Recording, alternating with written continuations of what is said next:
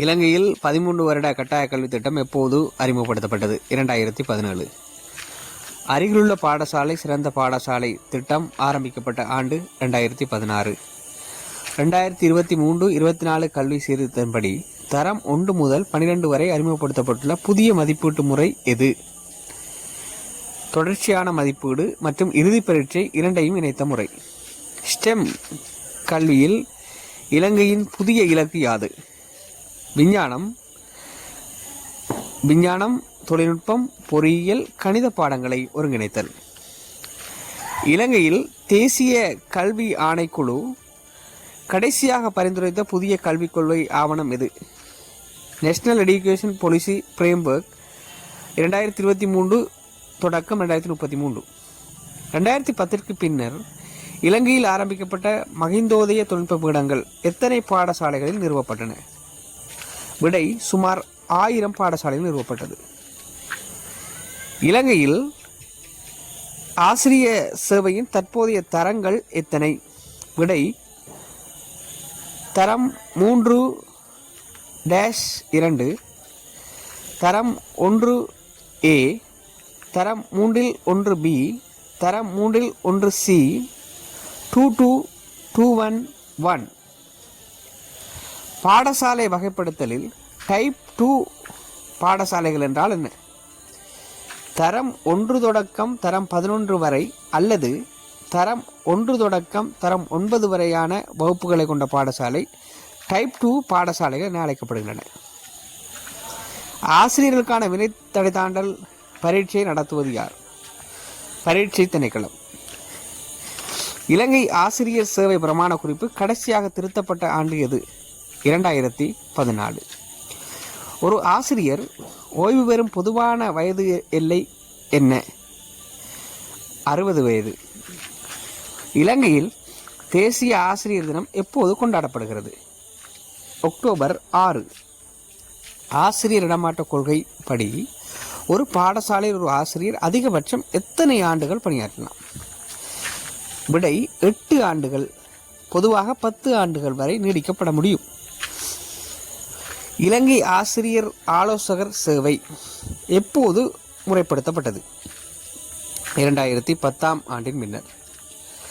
சர்வதேச கல்வி போக்குகள் மற்றும் இலங்கையை பார்க்க முடியும். நாங்கள் யுனெஸ்கோவின் கல்வி 2030 இலக்கு எதனை வலியுறுத்துகிறது? அனைவருக்குமான சமமான தரமான கல்வி என்பதை வலியுறுத்துகிறது. PISA program for international student assessment தரவரிசையில் இலங்கை இணைய திட்டமிட்டுள்ள ஆண்டு எது? 2026. லைஃப் லாங் எஜுகேஷன் வாழ்நாள் கல்வி என்பதன் பொருள் என்ன? விடை முறைசாரா வழிகளில் வாழ்நாள் முழுவதும் கற்றல். உலகளாவிய ரீதியில் கல்விக்காக அதிக நிதி ஒதுக்கும் நாடு எது? நோர்வே. இந்த தரவரிசை அடிக்கடி மாறக்கூடியது என்பதை மாணவர்கள் கவனம் செலுத்த வேண்டும். ஸ்டெம் கல்வியில் A ஸ்ட்ரீம் சேர்க்கப்படுவதன் நோக்கம்? விடை ஆர்ட்ஸ், கலைகள், படைப்பாற்றலை ஊக்குவிக்க. கல்வி மற்றும் உளவியல் மாணவர் விருத்தி தொடர்பிலும் சில விடயங்களை நாங்கள் நோக்க முடியும். அடுத்த வினா, இயக்கநிலை ஊடாட்டம் என்பது எவ்வகை கற்றல்? உடல் அசைவுகள், செயல் மூலம் கற்றல் என்பதை குறிக்கிறது. இலங்கையில் டிஜிட்டல் கற்றல் முறையை ஊக்குவிக்க அறிமுகப்படுத்தப்பட்ட இணையதளம் இது. தக்சலாவ. காப்போத்த உயர்தரத்தில் தொழில்நுட்ப பாடத்துறை எத்தனையாம் ஆண்டு அறிமுகமானது? விடை 2013. உயர்கல்விக்கான வட்டியில்லா மாணவர் கடன் எத்தனையாம் ஆண்டு முதல் நடைமுறையில் உள்ளது? 2017. ஸ்மார்ட் கிளாஸ் ரூம் திட்டம் இலங்கையில் பரவலாக எந்த ஆண்டிலிருந்து முன்னெடுக்கப்படுகிறது? 2018, 2019. கல்வி நிறுவனங்கள் மற்றும் அவற்றின் பணிகளை நாங்கள் நோக்குவோமாயின் தேசிய கல்வி நிர்வாகம் NIE அமைந்துள்ள இடம் எது? பதில் மகரகம. இலங்கையில் பாடப்புத்தகங்களை அச்சிட்டு விநியோகிக்கும் பொறுப்பு யாருடையது? பதில் கல்வி வெளியீட்டு திணைக்களம். பல்கலைக்கழகங்கள் மானியங்கள் ஆணைக்குழு UGC என்று அழைக்கப்படுகிறது எந்த சட்டத்தின் கீழ் நிறுவப்பட்டது? விடை 1978ஆம் ஆண்டின் 16ஆம் இலக்க பல்கலைக்கழக சட்டத்தின் கீழ் நிறுவப்பட்டது. ஆசிரியர் கலாசாலைகளின் பிரதான பணியாது பயிற்சியற்ற ஆசிரியர்களுக்கு பயிற்சி வழங்குவது. தேசிய கல்வியியல் கல்லூரிகளுக்கு மாணவர்களை தெரிவு செய்யும் அடிப்படை தகமை என்ன? காப்போத்த உயர்தர பரீட்சை பெறுவர். இலங்கையில் பரீட்சைகளை நடத்துவதற்கும் பெறுபவர்களை வெளியிருக்குமான பொறுப்பான நிறுவனம் இது. இலங்கை பரீட்சை திணைக்களம். TVEC என்பதன் விடை என்ன அல்லது விரிவாக்கம் என்ன? 3ஆம் நிலை கல்வி தொழிற்கல்வி ஆணைக்குழு. NBQ முறைமையில் எத்தனை நிலைகள் உள்ளன? பதில் 7 நிலைகள் உள்ளன. மாணவர் மைய கற்றல் என்பதில் ஆசிரியர்கள் பங்கு என்ன? வசதி அளிப்பவர். ஒரு குழந்தையின் ஆளுமை வளர்ச்சியில் அதிக செல்வாக்கு செலுத்துவது எது? பரம்பரை மற்றும் சூழல். கற்றல் ஊக்கம் என்பதில் பரிசுகள் மற்றும் தண்டனைகள் எவ்வகை ஊக்கத்தை சார்ந்தவை? புற ஊக்கம். விசேட தேவையுடைய மாணவர்களை சாதாரண மாணவர்களுடன் இணைத்து கற்பிக்கும் முறை எவ்வாறு அழைக்கப்படும்? உள்ளடக்கல் கல்வி. இலங்கையின் தற்போதைய எழுத்தறிவு வீதம் தோராயமாக எவ்வளவு? 92%. இலங்கையில் உள்ள மொத்த அரசாங்க பாடசாலைகளின் எண்ணிக்கை எவ்வளவு? 10,047. 2025ஆம் ஆண்டு வருடாந்த பாடசாலை கணக்கெடுப்பு அறிக்கைக்கு அமைவாக சேர்க்கப்பட்ட புள்ளி விவரம் என்பதை கவனத்தில் கொள்க. இலங்கையில் அனுமதிக்கப்பட்ட ஆசிரியர் மாணவர் விகிதாசாரம் என்ன? பதில் 1:25. இலங்கையில் உள்ள தேசிய பாடசாலைகளின் எண்ணிக்கை அண்மைய தரவுகளின்படி எவ்வளவு? 396.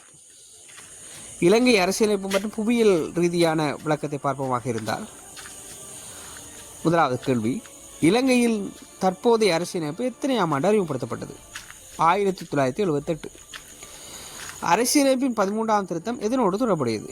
மாகாண சபைகளை நிறுவுதல் மற்றும் அதிகார பகிர்வோடு தொடர்புடையது. இலங்கையின் 21வது அரசியலமைப்பு திருத்தத்தின் முக்கிய நோக்கம் என்ன? பதில் ஜனாதிபதியின் அதிகாரங்களை குறைத்து சுயாதீன ஆணைக்குழுக்களை பலப்படுத்துதல். இலங்கையின் மிக நீண்ட ஆறு எது? மகாபலி கங்கை. 335 கிலோமீட்டர் நீளத்தை கொண்டது. இலங்கையில் தென்மேற்கு பருவக்காற்று நிலவும் காலப்பகுதி எது? மே தொடக்கம் செப்டம்பர் வரை. இலங்கையில் கட்டாய கல்வி வயது 5-14 5-16 உயர்த்தப்பட்ட ஆண்டு இது 2016. 2024 புதிய கல்வி சீர்திருத்தின்படி தரம் 5 புலமைப்பரிசு பரீட்சையில் எதிர்பார்க்கப்படும் மாற்றம் என்ன? போட்டித்தன்மையை குறைத்து அடிப்படை தகமை பரீட்சையாக மாற்றுதல்.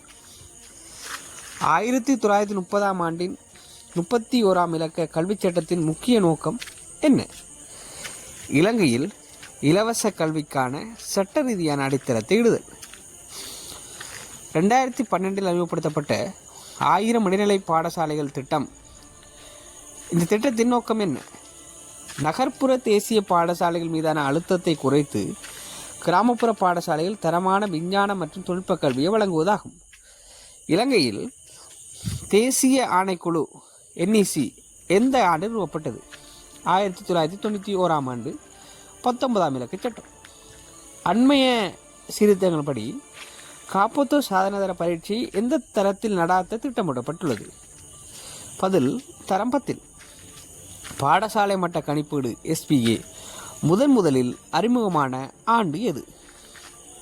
பதில் 1998. இந்த நடைமுறை 2010க்கு பின்னர் நவீனமயப்படுத்தப்பட்டமை குறிப்பிடத்தக்கது. 2023 தொடக்கம் 2033 தேசிய கல்விக் கொள்கை மூலம் வெளியிடப்பட்ட இலங்கையின் கல்வி நவீனமயமாக்கல் செயற்திட்டம் எதனை முதன்மையாக கொண்டது? பதில் டிஜிட்டல் மயமாக்கல் மற்றும் திறன் அடிப்படையிலான கல்வியை முதன்மையாக கொண்டது. இலங்கையில் இலவச பாடநூல் வழங்கும் திட்டம் ஆரம்பிக்கப்பட்ட ஆண்டு எது? பதில் 1980.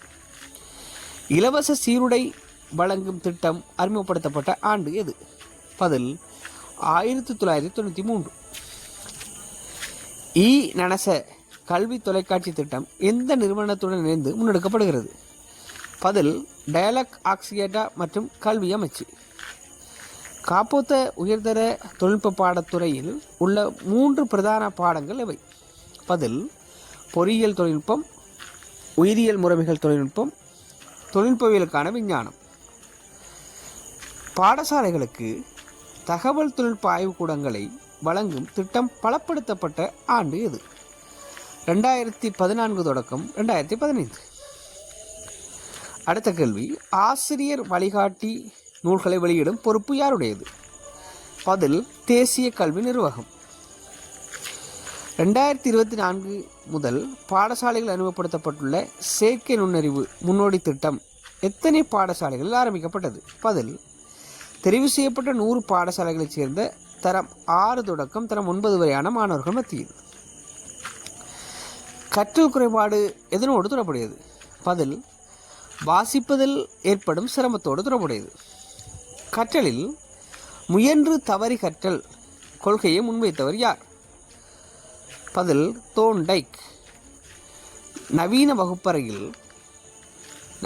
வகுப்பறையில் ஃபிளிப்பட் கிளாஸ் ரூம் என்றால் என்ன? பதில் மாணவர்கள் வீட்டிலேயே பாடங்களை வீடியோ மூலம் கற்றுவிட்டு வகுப்பறையில் பயிற்சிகளை செய்தல். ஆக்கபூர்வமான கற்றல் கொள்கையின் தந்தை யார்? பதில் ஜீன் பியாஜே. இலங்கையில் தற்போது இயங்கும் தேசிய கல்வியியல் கல்லூரிகள் எண்ணிக்கை எவ்வளவு? பதில் 19. இலவச பாடநூல்கள் முதலில் இலவசமாக வழங்கப்பட்ட ஆண்டு எது? 1980.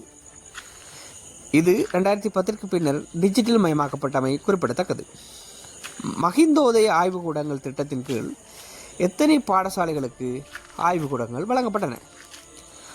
பதில் 1000 பாடசாலைகள். இத்திட்டம் 2013 ஆரம்பிக்கப்பட்டது.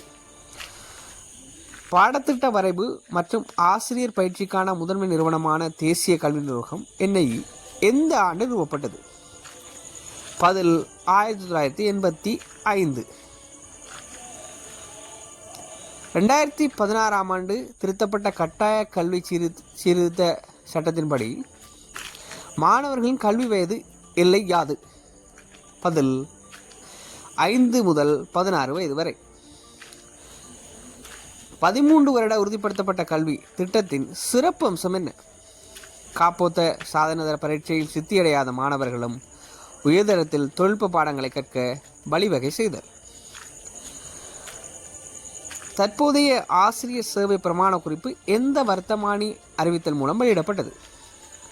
பதில் 2014-10-23 அன்று வெளியிடப்பட்ட 1885/38 இலக்க அதிவிசேட வர்த்தமானி. பாடசாலை வகைப்படுத்தலில் டைப் 3 பாடசாலைகள் என்றால் என்ன? பதில் தரம் 1 தொடக்கம் 5 வரை அல்லது தரம் 1 தொடக்கம் தரம் 8 வரையான வகுப்புகளை கொண்ட பாடசாலை டைப் 3 பாடசாலைகள் என்று அழைக்கப்படுகிறது. 2024 தேசிய கொள்கையின்படி ஆங்கில மொழி கொள்கையை வலுப்படுத்த மீள அறிமுகமான திட்டத்தின் பெயர் என்ன? English as a life skill திட்டம். 2025 முன்பள்ளி பருவ கல்விக்கான பாடத்திட்ட கட்டமைப்பு அறிமுகத்தினூடாக பாலர் கல்வி தொடர்பான தேசிய கொள்கையை எந்த ஆண்டில் நடைமுறைப்படுத்த உத்தேசிக்கப்பட்டுள்ளது? 2027. மாணவர்களின் சுய கற்றலுக்காக 2012 உருவாக்கப்பட்ட தேசிய கற்றல் மேலாண்மை தளத்தின் LMS பெயர் என்ன? தக்சலாவ. ESTB என்பதன் விரிவாக்கம் யாது? எடுகேஷன் செக்டர் டெவலப்மெண்ட் ப்ரோக்ராம், கல்வித்துறை அபிவிருத்தி வேலை திட்டம். உயர்தர மாணவர்கள் மற்றும் ஆசிரியர்கள் டேப்லெட் கணினி வழங்கும் நெனோ திட்டம் எப்போது ஆரம்பமானது? 2019-20 காலப்பகுதியில்.